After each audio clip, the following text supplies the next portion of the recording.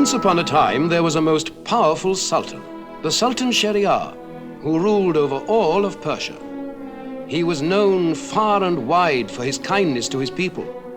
But when on his wedding day, the princess he loved ran away with a young noble of his court, in his anger, the Sultan vowed revenge upon all womankind. He called his Grand Vizier to him and gave him orders that each day the Grand Vizier must find him a new bride. And on the following day, after one day as his queen, his bride must be put to death. So it was proclaimed throughout the land. However, on the day the first bride was to be chosen, the Grand Vizier's own daughter, the beautiful Scheherazade, asked her father to allow her to become queen. In vain the Grand Vizier begged and pleaded with her, but nothing, he said, could make her change her mind. Scheherazade even threatened to go to the Sultan himself if her father refused. At last, the Grand Vizier was forced to agree, and that evening, with all pomp and ceremony, Scheherazade was married to the Sultan Scheherazade. Great was the lamentation that night in the house of the Grand Vizier. The next day, at dawn, the Grand Vizier returned to the royal palace expecting to receive the order for the execution of Scheherazade. Much to his amazement, when he entered the Sultan's chamber, he found Scheherazade and the Sultan together, seemingly in pleasant conversation. Quietly he drew near and realized that the Sultan had been listening all night to a story Scheherazade was telling. Without making his presence known to the Sultan, the Grand Vizier slipped out of the chamber and went home, happy in the knowledge that at least for one day the death of his daughter would be delayed. That evening, he returned, in time to hear Scheherazade begin the story of Aladdin and the wonderful lamp.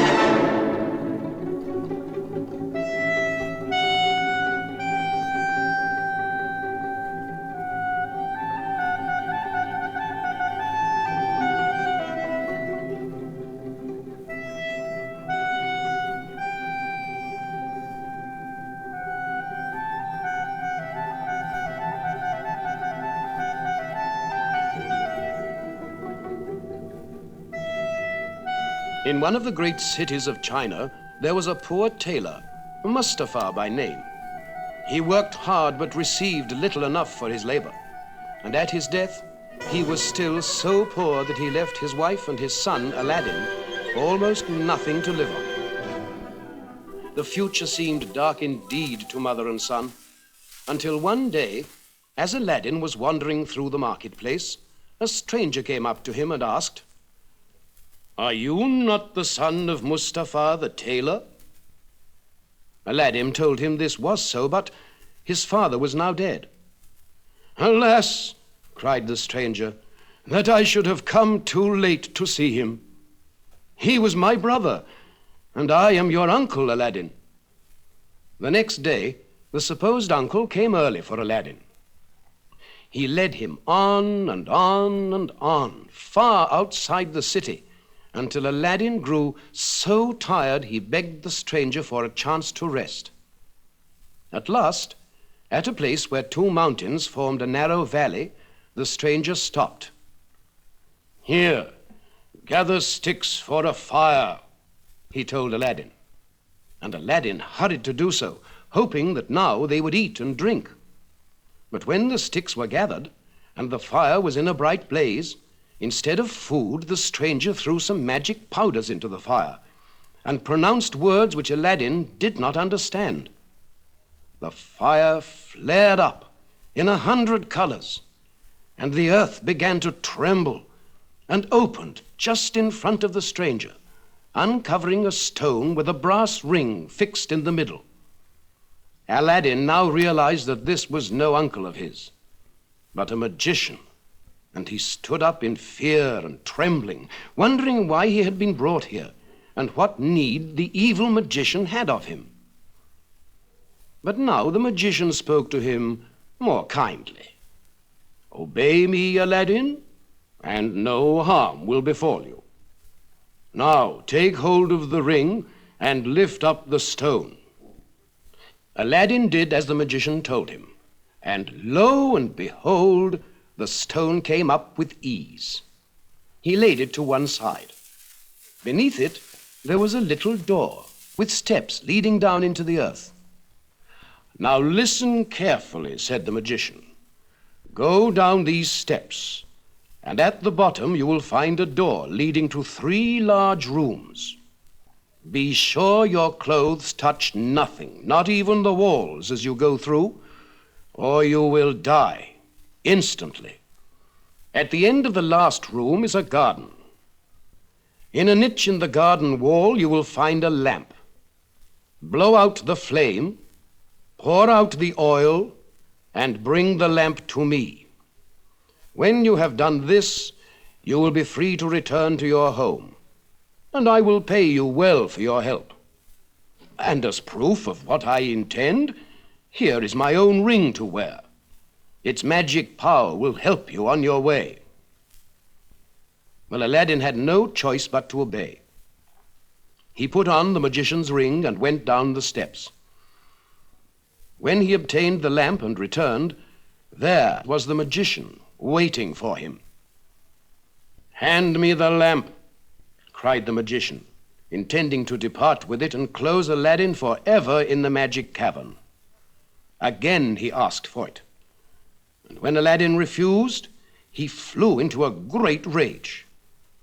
He then threw more of his magic powder on the fire, spoke the magic words, and the stone rolled back over the stairs. In vain now Aladdin shouted for help, but there was no one who could hear him.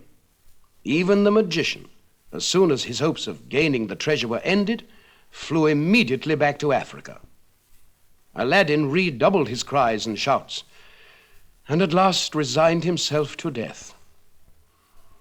"There is no power but in the great and high God," he cried, joining his hands in prayer.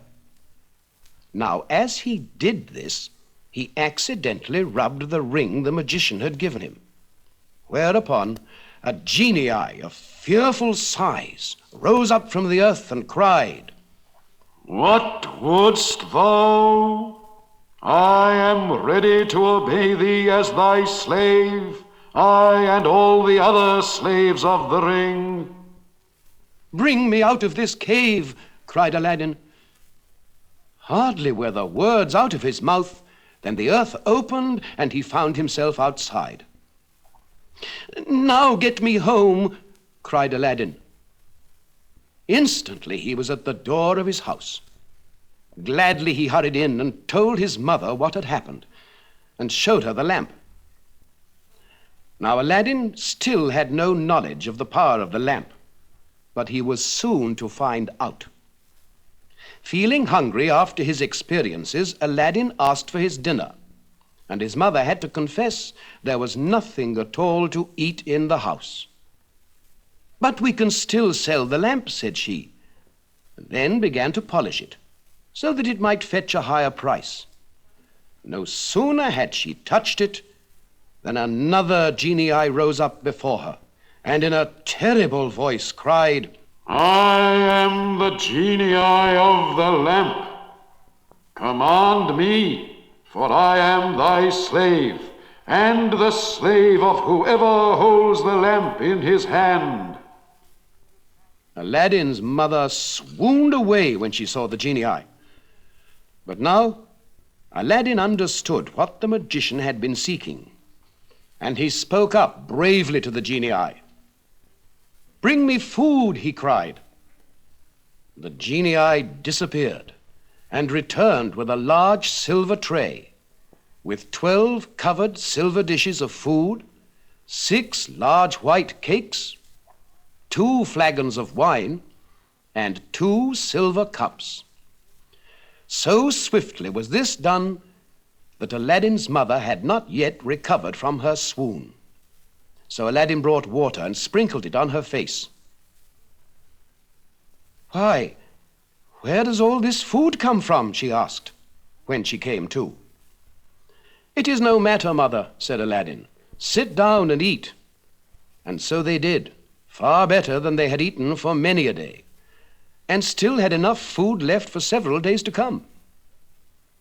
When Aladdin's mother heard how the food had been brought by the genii, she couldn't get over her fright of him, and begged Aladdin to sell the ring and the lamp. This Aladdin refused to do, but he did promise to call upon the genii as infrequently as possible, and to ask only for what would permit them to live in comfort. And so he did for several years, until one day Aladdin caught sight of the princess, the emperor's daughter, as she passed through the city. He fell in love with her at first sight and made up his mind to win her for his bride. The next day he brought out some jewels he had found in the cave of the lamp. He heaped them high on a silver tray, covered them all with a napkin, and asked his mother to take the tray as a gift to the emperor. For 6 days his mother went to the emperor's audience chamber and waited at the door. On the 6th day, the emperor asked his grand vizier to bring in the woman who was waiting. At this, Aladdin's mother told why she'd come, and before the emperor could answer, she brought forth the tray of jewels Aladdin had sent and presented it to him. The emperor hesitated no longer. The marriage was duly celebrated, and Aladdin and his bride moved to a magnificent palace he ordered the genie of the lamp to prepare for him a few miles outside the city. And there, it seemed, Aladdin and his princess would live in happiness forever after. And so indeed it would have been, had not the story of Aladdin's new wealth and happiness reached the magician in Africa. He knew that only the genii of the lamp could have brought this to pass. He hurried back to China, and by his magic was able to find out where the lamp was kept. It was in a cupboard in Aladdin's new palace, where Aladdin had hidden it. Accordingly, the magician prepared to get the lamp. He went to a coppersmith, where he bought a dozen other lamps, all shining new. He put them in a basket, and as he drew near Aladdin's palace, like a peddler, he called out, "New lamps for old! New lamps for old!" "There is an old lamp hidden away in one of the palace cupboards," said a maid. "Perhaps he'll exchange that for a new one." This, of course, was precisely what the magician wanted. He made the exchange eagerly, and as soon as he had the lamp in his hands, he rubbed it, and the genii of the lamp appeared. "I command thee," cried the magician, "to take this palace and all the people in it to Africa."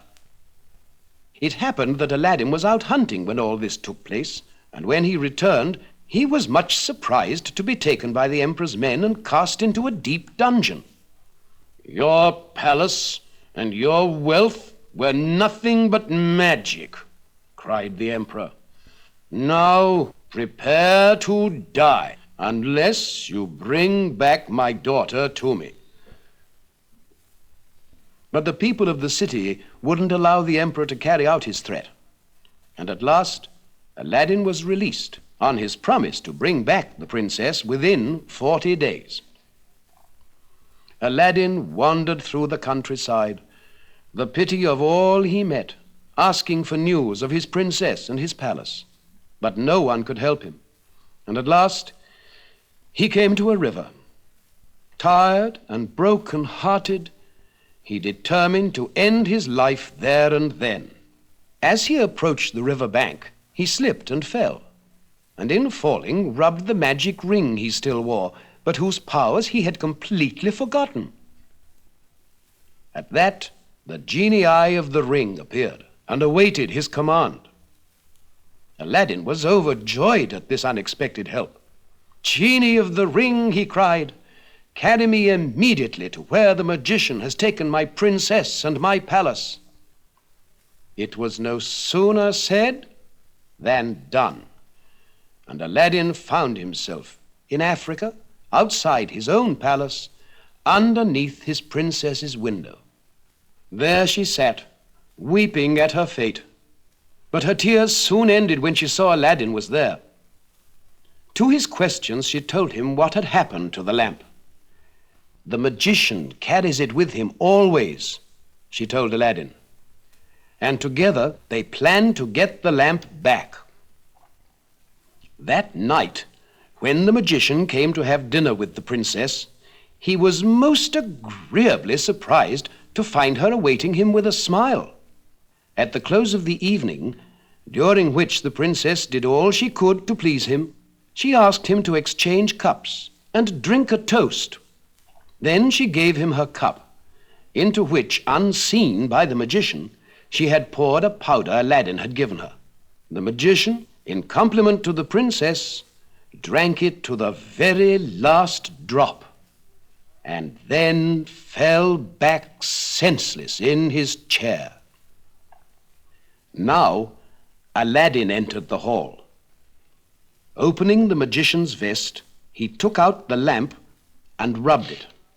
The genii appeared immediately. "I am the genii of the lamp," he cried. "Command me, for I am thy slave and the slave of whoever holds the lamp in his hand." "Take this palace and everyone in it, except the evil magician, back to China, where it stood before," commanded Aladdin. Immediately the palace was carried back. The princess felt it only by 2 little shocks. Once when it was lifted up, and the other when it was set down again on solid earth. The evil magician was left behind in the desert of Africa, his magic powers taken away from him forever. Thus was Aladdin delivered from the magician. Some years later, when the emperor died, Aladdin, with his princess, ascended the throne, and they ruled China wisely and happily for many years together.